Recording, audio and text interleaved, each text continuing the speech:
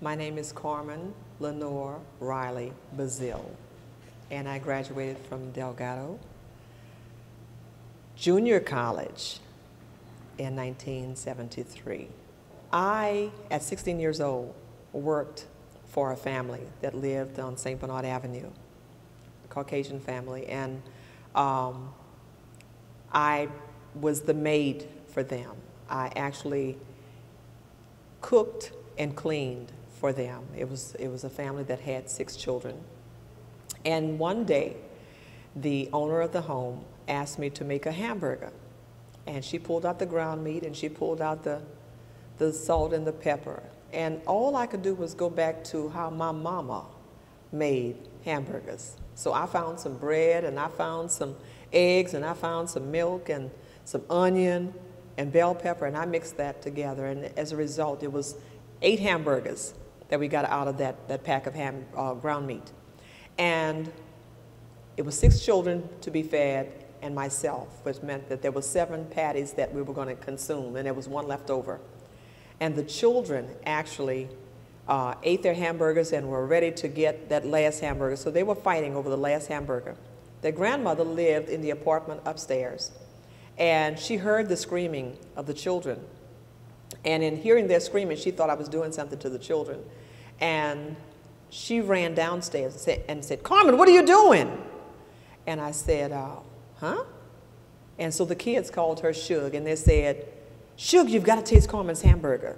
So as a result, she took the hamburger upstairs to her apartment.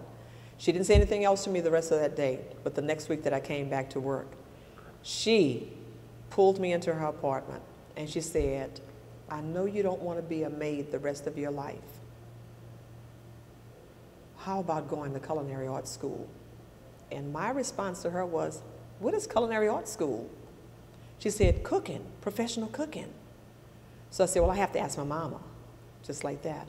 So she said, "Well, I'm going to make an appointment for you to go and see the administration at Delgado." And that's how I got to Delgado. It was about a hamburger. I enjoyed the fact that my passion was cooking, so I was able to learn how to do bulk and industrial cooking. I was able to test other people's ingredients and mess them up if I, if I did, and not have to pay for them. But the excitement and the enjoyment was actually interacting with my peers and with my instructors. I had some nice instructors. My experience at Delgado was quite interesting. It was a journey because during that time there was a lot of racial prejudice, and I didn't realize at the time that I was the first black female to enter into that program. And so I had challenges with my peers and I had challenges just with the school, but I had a love and a passion for cooking, and I think that was the exciting part.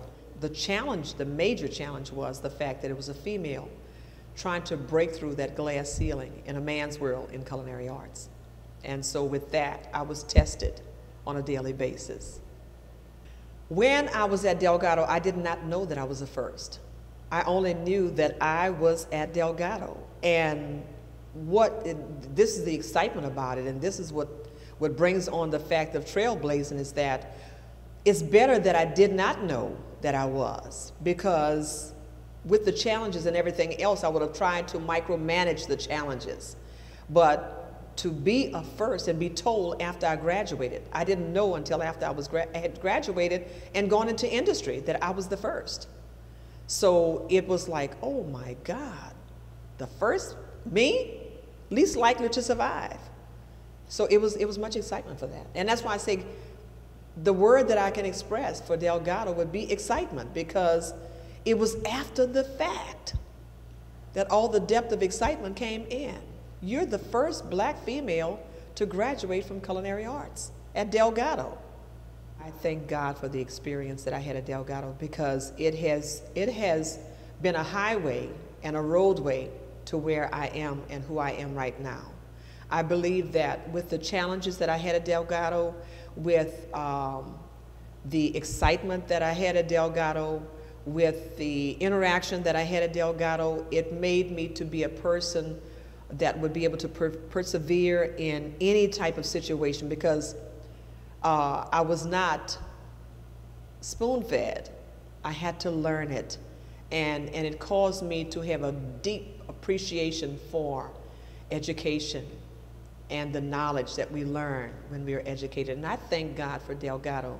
And I thank God for the woman who directed that path for me, Elsie K. Leftwich, who put me on a track. And even now, I'm able to go back to those days and really think about the excitement that I had here at Delgado. So that's beautiful.